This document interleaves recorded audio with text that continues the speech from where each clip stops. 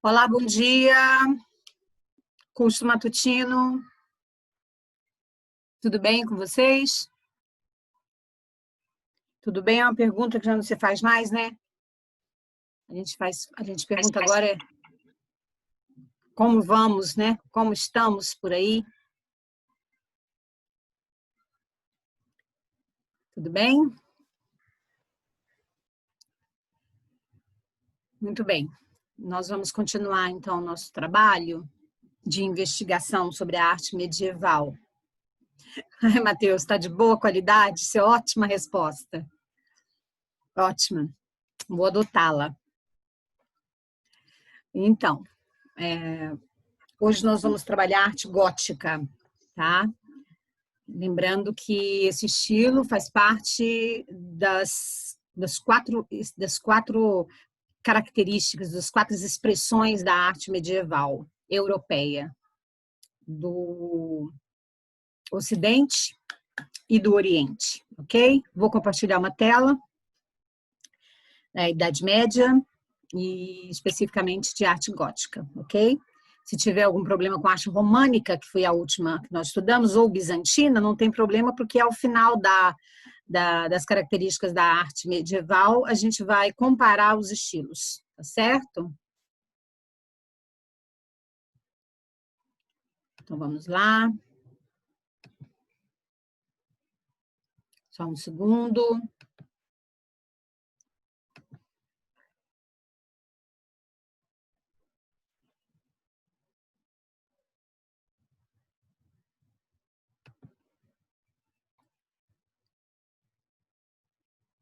Tá compartilhado? Ei, Matheus?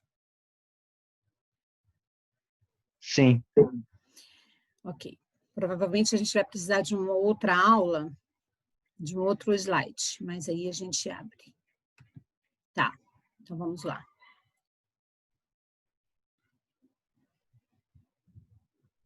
Já tá corrido na segunda-feira, gente, já tá corrido. Estamos iniciando a segunda, iniciando a semana e já está corrido. Como sempre, eu gosto de lembrar vocês o lugar onde nós estamos, né? Em que lugar nós estamos trabalhando, lugar que eu digo espaço. Estamos na Europa medieval. Só que agora nós vamos para uma segunda fase da história da Idade Média. Nós vamos já para a parte final, digamos assim, da Idade Média, da segunda metade dos 1000 anos que compreendem a Idade Média. Então, a gente está a partir do século XII, tá bom? Que é quando acontecem transformações de ordem econômica, política e social muito importantes na Idade Média. Então, vou localizar aqui.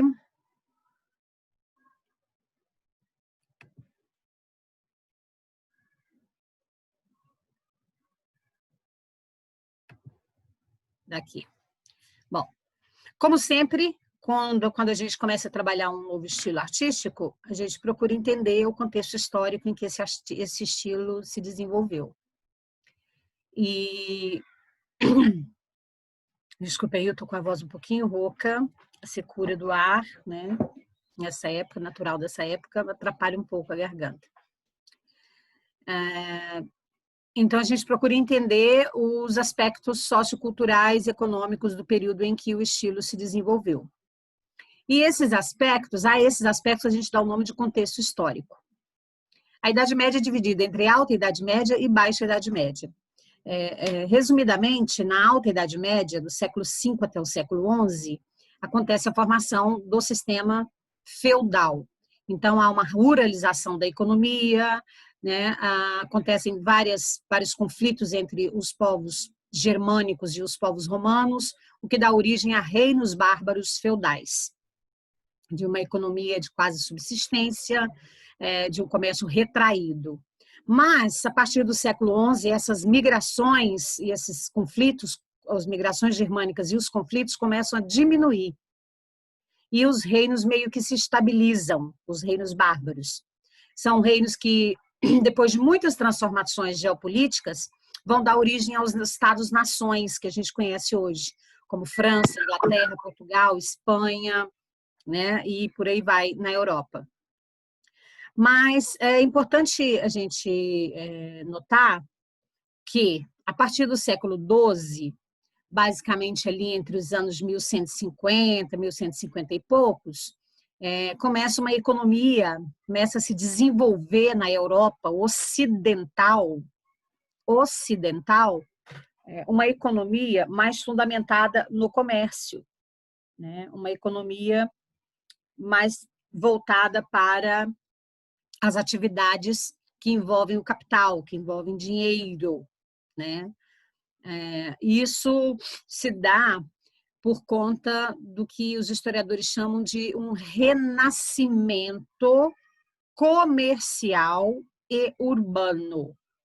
Bom, primeiro porque o Papa Urbano II promove, conclama, chama, convoca a população europeia ocidental cristã, a cristandade, para combater os infiéis muçulmanos lá do Oriente, que também estavam se expandindo para o oeste, se expandindo para o lado ocidental. A argumentação do Papa Urbano II é que os cristãos não deveriam ficar brigando entre si, disputando territórios, se odiando, mas sim combater aquilo que era o grande problema da época, que era a expansão islâmica, o aumento dos muçulmanos, né, do número de infiéis, como a Igreja Católica chamava os muçulmanos, já que naquela época a intolerância religiosa era planetária, absurda, né, e um pouco polarizada entre cristãos e muçulmanos. Bom, essa convocação dá início ao que a gente chama de cruzadas, que é uma série de 8 expedições mais importantes, organizada pelos cristãos, organizadas pela Igreja Católica e pelos senhores feudais, pelos reis, né, os reinos feudais, para o Oriente. O objetivo principal, a motivação principal era a conquista de Jerusalém, né, cidade considerada santa pelos cristãos, já que foi lá que aconteceu a paixão de Cristo, né, a condenação, a morte e a própria ressuscitação de Jesus Cristo. Os islâmicos também consideravam Jerusalém uma cidade santa, porque foi aonde Maomé ascendeu aos céus. E, por outro lado, os judeus também consideravam Jerusalém uma cidade santa, porque ali foi construído o primeiro templo por Salomão, lá na antiguidade. Então, uma área de muitos conflitos, né? Uma área reivindicada por vários povos, até hoje, tanto que é uma cidade de Jerusalém é uma cidade controlada pela Organização das Nações Unidas, pela ONU, a capital de Israel, né, desde 1848, quando o Estado foi fundado, é Tel Aviv, né? E a cidade de Jerusalém é uma cidade considerada santa, neutra, né? Recebe fiéis dessas 3 religiões. Bom, mas o fato é que as cruzadas permitiu o acesso ao comércio no Oriente pelos cristãos sem interferência muçulmana, porque os muçulmanos foram expulsos do Mediterrâneo. O Mediterrâneo foi retomado pelos ocidentais, pelos cristãos, sobretudo pelos comerciantes italianos, já que a cidade da Itália, ela é a Península Itálica, perdão, a Península Itálica, ela é uma península que ela cresce, né, no Mediterrâneo. O território dela é todo ali mediterrâneo. Tem uma parte continental mais lá em cima, no norte, nos Alpes, né, mas a península mesmo, ela está totalmente ligada ao Mediterrâneo, cheia de cidades portuárias. Tá? Isso, então, muda a formação comercial, né, a formação econômica da Europa, reaquecendo o comércio. E ao fim das invasões, restabelece a vida urbana. As pessoas voltam às cidades, principalmente na Itália. Isso, então, faz com que apareça uma categoria social, um segmento social, melhor dizendo, chamado burguesia urbana. Burguesia urbana. Habitantes das cidades, pessoas voltadas para o comércio urbano. Esse é o contexto. Fora outras mudanças, outras transformações em nível técnico, como o uso do arado puxado pelo cavalo, né, o sistema de rotação de terras, o uso do moinho, né, outras questões que vão fazer com que a produtividade agrícola aumente no Ocidente. Isso vai gerar algumas novidades, algumas modificações. Então, está aí, ó, as cruzadas fazem parte do contexto histórico no qual a arte gótica se desenvolveu, o renascimento comercial, o renascimento urbano, né? Então surgem os burgos, né? E surgem as corporações de ofício, os grupos, né? de comerciantes e produtores, né? Que vão se organizar em guildas, né? São pequenas corporações para proteger os seus ofícios, proteger os preços, proteger o próprio domínio, né, do fazer, né, do produzir. Digamos assim, bem grotescamente, que são embriões de pequenos grupos de fábricas, indústrias, né, digamos assim, grosseiramente, só para entendimento. E eu quero só lembrar que entre essas corporações não estão só as corporações dos cardadores de lã, dos sapateiros, dos ferreiros, né, dos produtores de tijolos, não. Tem também as corporações dos artistas, daqueles que trabalham com arte, dos pedreiros, engenheiros, carpinteiros, escultores, né? De todo esse pessoal que vai promover o desenvolvimento artístico. Tá?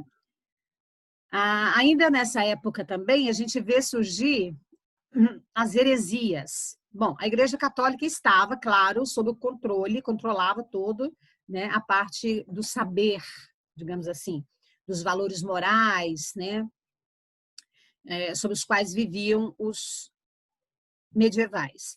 Mas havia uma distância muito grande, né, de qualidade de vida dos clérigos e da população como um todo.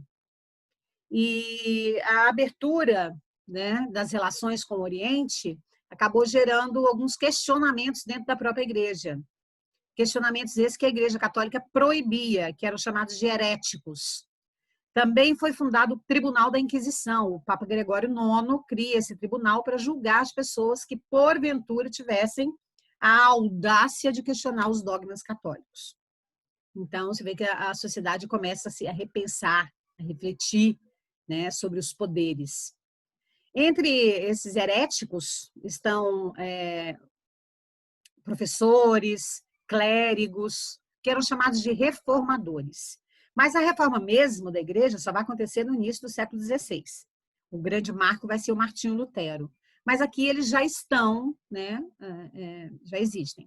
Importante também lembrar que nessa época surgem as universidades. As universidades, como a gente conhece hoje, né? Os centros de produção do saber com aulas, né, de gramática, retórica. São poucas, ainda não existiam todas essas disciplinas que a gente conhece hoje. Né? Era mais teologia, né? Escolástica, que era uma filosofia, que era uma espécie de método que discutia, que ponderava as questões entre razão e fé, filosofia, teologia, né? E tal. E nessa época também vai haver uma divisão entre a cristandade. O que é a cristandade? Os cristãos de todo o mundo, os cristãos que faziam parte do Império Romano.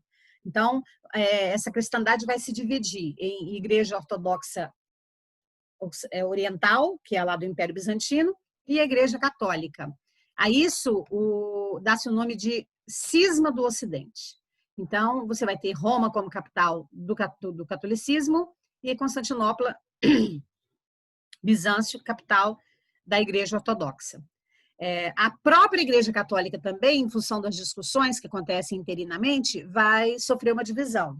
É um outro cisma. Cisma é ruptura. Né? Sabe quando você está dizendo assim, eu estou cismado com uma pessoa, quer dizer, você se afasta dela, né? Não confia, né? Não se identifica, não fica junto. Então, a Igreja Católica também vai ter, né? O catolicismo também vai sofrer essa divisão. É o cisma do Ocidente. Aí a igreja vai ter uma sede em Roma e outra em Avignon, na França. E a igreja vai ter 2 papas, mas isso logo vai ser resolvido, né? Então, é um contexto histórico muito diferenciado. Quando a gente chega no século XIII, por exemplo, porque a Baixa Idade Média começa no 12 e termina no final, termina no 15. Você tem um crescimento demográfico, há uma ocupação de novos espaços, né? Porque as cruzadas não serão não terão muito sucesso, mas vai haver algumas conquistas territoriais no Oriente. A tecnologia muda, né? O que faz aumentar a população. São tempos de paz em relação aos germânicos, não em relação aos ocidentais, aos muçulmanos. Tem uma estabilidade climática, por causa do domínio da tecnologia de produção, aumenta a produção, aumenta a taxa de natalidade, melhora o sistema de transportes, barcos, estradas e tudo mais, né? E um crescimento comercial. É aí, então, que surge a nossa arte gótica. Aí a gente nota nessa época um aumento da riqueza da burguesia, né? E dos próprios, até, de alguns senhores feudais. Apesar de que, ao final das cruzadas, eles vão estar um pouco quebrados, porque eles vão gastar muito com as cruzadas. Mas, no início, há, sim, uma melhoria, né? Por causa do aumento da produtividade. E isso vai possibilitar, então, uma fluição de capital, de dinheiro, de riqueza para a igreja, porque todo mundo é dizimista, todo mundo paga, né? Todo mundo contribui com a igreja, todo mundo compra o seu lugar nos céus. Então, a arte muda nesse sentido. Então, essa arte gótica é uma arte rica, é uma arte de qualidade, é uma arte bastante cheia de inovações técnicas, inclusive aprendidas lá no Oriente, trazidas do Oriente, como, por exemplo, os vitrais e outras técnicas, né, os vitrais coloridos. Acontece que esse termo gótico ele vai ser cunhado lá no Renascimento. Quando a Idade Média acabar, no século XV, e começar a Idade Moderna, e surgiu o Renascimento, aí eu falo do Renascimento cultural, a época de Da Vinci, Rafael, Michelangelo. Quando isso acontecer, o Giorgio Vasari, que é um primeiro biógrafo, ou o primeiro escritor de história da arte ocidental, ele vai olhar para a Idade Média e vai dizer, olha, essa é uma época de trevas, é uma época de domínio de bárbaros, de reinos germânicos, é uma época em que não se valorizava a verdadeira arte. Qual que é a verdadeira arte? A arte greco-romana, a arte clássica. Então, para ele, a arte produzida na Idade Média é uma arte inferior, nem é arte, para falar a verdade, ele reconhece assim. E ele vai chamar a arte que surge a partir do século XII de gótica. É uma referência que ele faz, aos godos. Então, gótica vem de godos. Quem são os godos? Os godos são os visigodos, os ostrogodos. E quem são os visigodos e os ostrogodos? São povos de origem germânica que ocuparam a Itália no início da Idade Média. Entendeu? Então, o Vasari vai usar um termo, digamos, pejorativo, preconceituoso, né? Etnocêntrico. Para ele é uma cultura, é uma arte inferior, é uma produção sem base, sem influência, sem cabedal, porque não tem nada de clássico, porque nega o clássico. Mas ele está falando isso no século XVI, quando há uma recuperação dos conceitos greco-romanos na arte, que é o renascimento cultural. Tá? Só estou te explicando a origem do termo gótico. Mas ficou, ok? Agora, quando nós estudamos a arte gótica, a gente vê que não tem nada de retrocesso, não tem nada de trevas, muito pelo contrário, tem muita experimentação, tem uma busca muito grande por novidades, né? Uma outra coisa que a gente tem que saber sobre a arte gótica é que ela é uma arte de catedrais, né? Porque existe várias explicações, é claro, conjunturais e estruturais. Mas uma explicação bem plausível e legal da gente compreender é o seguinte: você tem agora as cidades. Elas estão em processo de renascimento, de crescimento, lá na Baixa Idade Média, no século XII, XIII, principalmente na Itália. Então, elas precisam de movimento, elas precisam de gente para movimentar o comércio, movimentar a riqueza econômica, movimentar o capital. E então, como existe como essa população ela é cristã, então nada melhor do que você construir grandes igrejas, porque as grandes igrejas atraem os fiéis e os fiéis trazem consigo as condições, né, o dinheiro que movimenta o comércio, né? As cidades ficam famosas pelas suas catedrais. As pessoas vão visitar até hoje, as pessoas, né, vão à Europa, não tem como, você sendo cristão, sendo budista, qualquer religião que você seja, você quer ver uma igreja gótica, né? Você quer conhecer, porque elas são espetaculares, né? Elas são edifícios maravilhosos, são construções de uma engenharia peculiar e passam a ser chamadas de catedrais, né? Porque são grandes, são enormes. E as góticas, as catedrais que surgem a partir do século XII e XIII, elas têm realmente características muito particulares. Até é tranquilo você identificar uma catedral gótica, porque tem certos elementos técnicos que fazem parte dessas catedrais. Aí, à sua frente, você tem um esquema, né, gráfico que mostra um modelo clássico de uma catedral gótica. Claro que em uma ou outra, dependendo da riqueza da cidade, a catedral pode ser simples, mais complexa, mais rica, menos rica, mais bonita, mais alta, depende do dinheiro que circula, depende da riqueza da cidade. Mas, no geral, as catedrais elas apresentam essas características. Não quero eu que você decore tudo, não é isso. Apenas que você identifique visualmente, né, que a gente tem algumas coisas. Vou te apontar aqui os elementos mais importantes. Na fachada, a gente vê duas torres. A grande maioria 99% das catedrais góticas tem uma fachada com duas torres. Essas torres são verticalizadas, são altas. As igrejas góticas elas crescem para cima. As igrejas românicas, que a gente viu antes, crescem horizontalmente. Elas são compactadas, né? Digamos que presas no chão ali embaixo, né? São tipo, galpões robustas, mais largas. As igrejas, as catedrais góticas são verticalizadas, elas crescem mais, elas vão aos céus. Uma estrutura de engenharia própria possibilita isso, que são os arcos transversais e os arcos botantes. Aqui, ó, você vê os arcos, a abóbada da corticeria aqui, ó, os arcos que nós vamos ver por dentro depois, e botantes, que são essas estruturas aqui, ó, de meios arcos que sustentam as paredes, o que possibilitam erguer um pé direito mais alto, né, das catedrais. E as fachadas, né, também são bastante altas, são duas torres muito altas. Outro elemento muito característico são essas agujas, ó, essas estruturas triangulares aqui, ó, com os pináculos, que são essas pontas agulhadas, bem altas. Isso tem toda uma simbologia. A ideia dessas agujas bem altas, né, e desses pináculos bem compridos, né, e pontudos, parecendo agulhas, assim, é a ideia de que a catedral ela vai aos céus, né? Ela chega aos céus. Quanto mais alta uma catedral, mais próxima de Deus, que Deus está lá no céu. Deus está lá em cima. Né? Então, o fiel tem que chegar e olhar para cima, contemplar, olhar para cima, e não olhar para baixo para o mundo material, mas olhar para o mundo espiritual. Quanto mais alta uma catedral, mais de longe ela é vista e mais valorizada ela é, por estar mais próxima dos céus. Outra característica é a construção em cruz. A estrutura dela é em cruz. Ó, tá vendo? Quando você olha de cima, você vê que o formato é em cruz. Tá?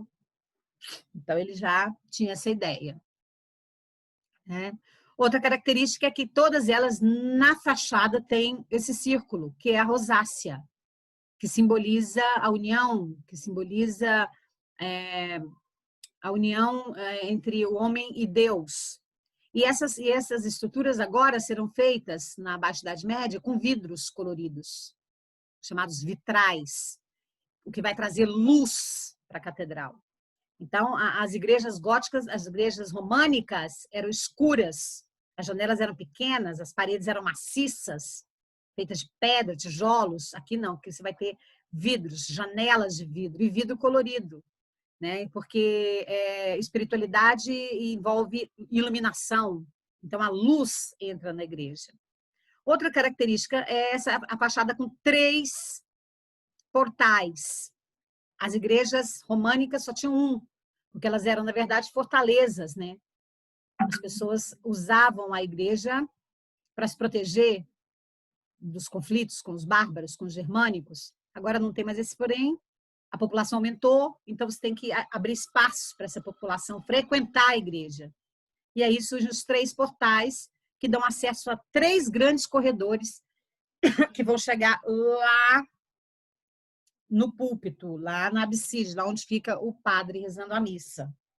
Esses corredores são chamados de naves, e eles ocupam isso aqui, ó, toda a parte dessa parte da cruz aqui, ó, o corredor.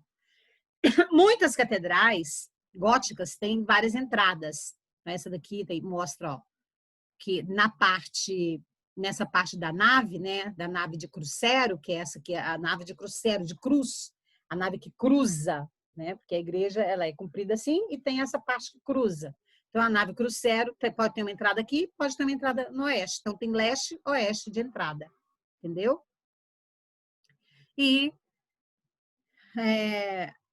por isso, os 3 portais dão acesso a essa parte aqui do fundo. Bom, essa é, graficamente, uma igreja. Numa fotografia, a gente vê a aplicação disso aí, ó. Olha só. Que maravilhosa, né? Independente, como eu disse, da sua crença religiosa, aqui a gente tem que perceber o domínio de arquitetos, né? Olha, você pode imaginar o trabalho de arquitetos, engenheiros, pedreiros. Lembrando, pessoal, que é uma coisa que é muito interessante a gente pensar, que aqui você não tem livros, né, que te dão todas essas informações, que você não abre um Google e olha como construir uma igreja, como fazer uma torre, como fazer uma abside, como fazer um portal, não tem isso.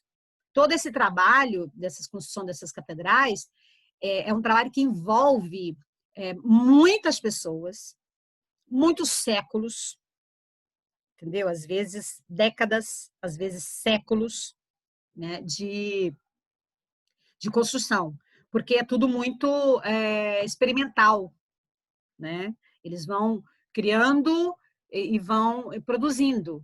Então, isso gera acidentes, erros de cálculos matemáticos, geométricos, né? Tem que se esperar a vinda do material, muitas vezes do Oriente, ou de regiões mais distantes da onde a catedral está sendo construída. Então, é importante você compreender isso, né? Que é um trabalho hercúleo, de Hércules, né? Digamos assim, um trabalho difícil.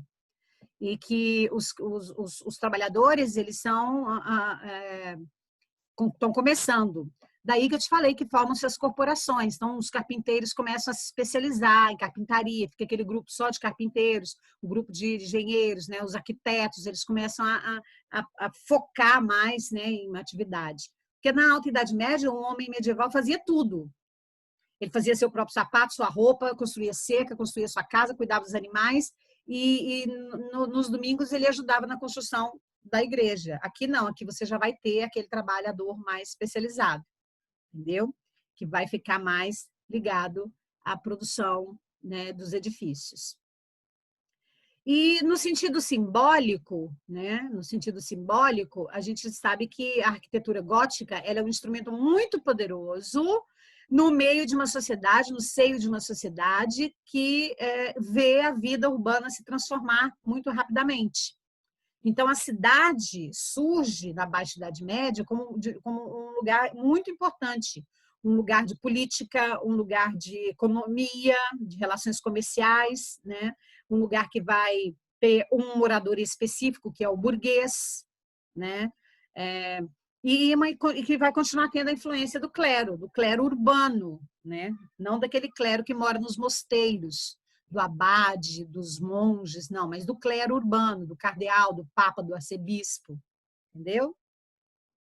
Nessa foto aqui, a gente consegue perceber, ó, os elementos que eu te falei, entendeu? As torres, a rosácea, os 3 portais. Mas nós vamos ver igrejas góticas pra caramba. Dentro, olha só, na catedral, qualquer catedral gótica que você pega, você tem os elementos básicos, né? Essa aqui é na Normandia, na França, né? Então, do Rhin, né? Século XI, século XII, olha o tempo que levou para ser construída essa catedral. Olha o tempo que levou, né? E aqui você vê, então, a nave que eu te falei, ó, as 3 naves, os 3 corredores, ó. Aqui o corredor direito, o corredor esquerdo e o corredor interno que leva até a abside, que é essa parte alta da igreja, aqui onde acontece os cultos. E aqui esse teto de aresta, né, da abóbada de aresta, que a gente vai ver como vai ser construída. Alguns elementos românicos permanecem, mas vão prevalecer outros tipos de elementos, né? Então, olha só, a diferença básica da igreja gótica com a românica é a fachada. Então, vamos começar por partes, a fachada. A igreja românica tem 1 portal, a igreja gótica tem 3 portais, né? Então, já é uma coisa diferente. Já tinha te falado isso. A igreja gótica, ela é grandiosa, ela é grande, né? E ela é sempre voltada para o plano superior. Então, ela é verticalizada, ela é alta. E tem aquelas pontas agulhadas enormes que remetem à proximidade com o céu. A igreja românica não tem isso, tá bom?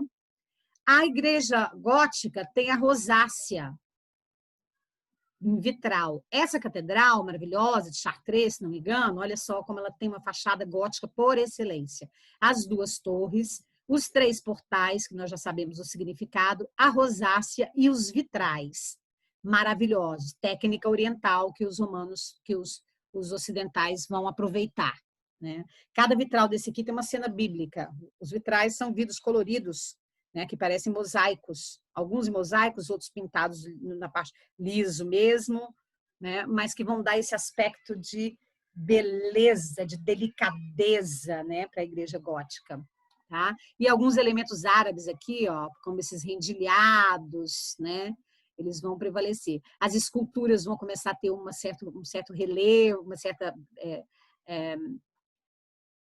tridimensionalidade, né? Elas vão saltar, né? se despregar das paredes, né? Então, ela é uma igreja diferente. Como eu disse, quanto mais rica, observando aqui, ó, uma rosácea de perto, essa é de Notre Dame, olha que maravilhosa. Era, né?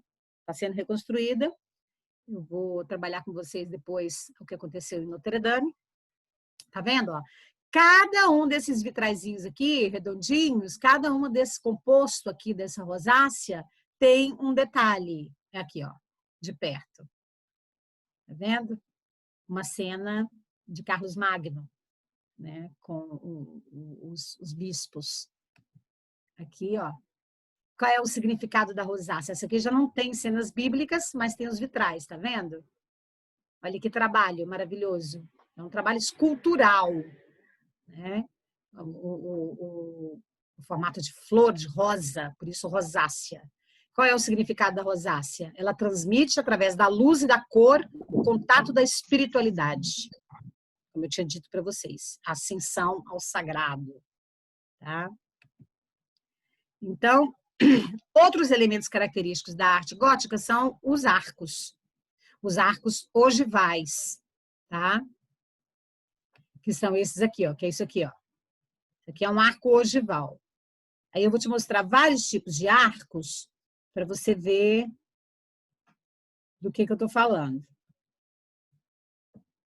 Mas, nós temos tempo?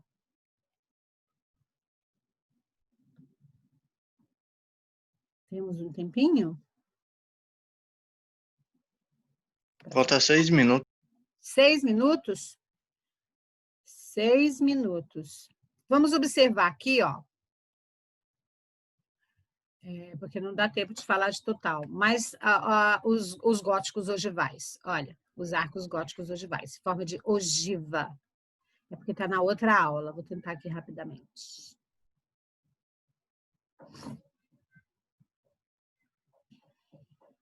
Eu vou desmontar esta.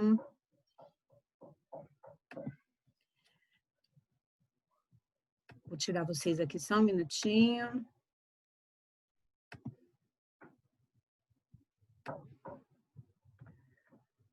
Eita, mãozinha. Pronto. Voltaram. Bom. Tempo de reunião, 4 minutos e 49. Porque aqui eu tenho uma imagem. Está compartilhada a tela? Sim. Sim, mas aí já é uma outra aula, só para você ver. Olha só, quando eu falo em arcos, nós estamos falando de estruturas, né, de engenharia que servem para portais, janelas, né? E existem vários tipos. Então, olha aqui, o de volta perfeita, que é esse aqui, romano. O mais escarçado, que é mais aberto. O mais abatido, que é menos aberto. O bíptico, que é um arco comum, normal, em forma de U. Esse aqui, ó, já mais inglês, né? Tem essa voltinha e tal. O cego, que depois vai dar origem ao arco botante. O de ogiva é esse aqui, ó. Nota a diferença da ponta? Ele é quebrado, né? Ele é quebrado. Então, esse é o arco de ogiva. Balisticamente falando, porque quando a gente fala em ogiva, a gente lembra de foguete, né? Das ogivas nucleares, né? E é a ponta da bala, né? Das balas de fuzil, bala de revólver. E aí já é uma explicação também da engenharia e tal, da química, da física, que remete à ideia de abrir espaço no vento, né? Abrir um vácuo e permitir maior rapidez, né? da bala, né? Ela corre mais rapidamente. Essa ideia é balística, né? Em relação à bélica, à guerra, mas na engenharia é a ideia mesmo de ponta, né? De chegar ao céu mesmo, né? Então, o arco quebrado ogival tem essa introdução. Também tem arcos parecendo fechadura, ó, de porta. Tem esse trilobato, esse aqui é mais indiano, esse aqui é mais árabe, né? Esse aqui também mais indiano, esse aqui também um pouco mais, só que mais elegante, mais inglês, né? Mais sério. Agora, os dois contrapontos são esses daqui, ó, o de volta perfeita e o de ogiva. As igrejas românicas usam esses portais, com esse tipo de arco. As igrejas góticas usam mais as ogivas. Entendeu? Então, eles são diferenciados. Na arquitetura, você vê isso assim, ó. Tá vendo? Esse modelo A aqui, ó, ele é mais aberto, no modelo B ele vai mais estreitando. O arco de ogiva, ele permite que você alongue mais, né? Até ficar nessa estrutura piramidal aqui, ó. O que capacita a igreja a ser mais alta. Esse é o grande lance, entendeu? Então, dentro das igrejas, são feitos esses arcos ogivais, ó. Entendeu? Mas eles ainda acrescentam, né? Os artistas góticos ainda acrescentam o arco trançado, né? Que é o arco cruzado.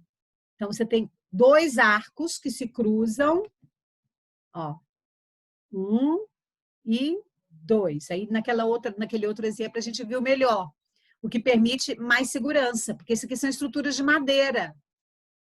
São estruturas de madeira que são feitas, depois cobertas com tijolos. Nesse desenho aqui, dá para você ver perfeitamente aqui, ó, os tijolos.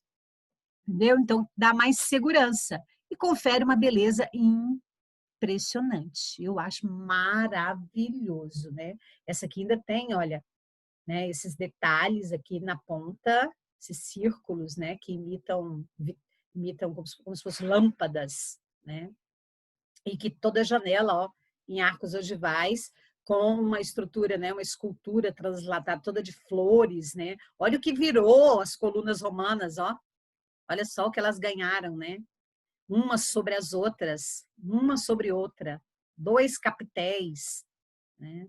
Então, quer dizer que você vai tendo uma especialidade maior dos artistas, né? Eles vão ficando cada vez mais capacitados, né? Cada vez mais especializados, né?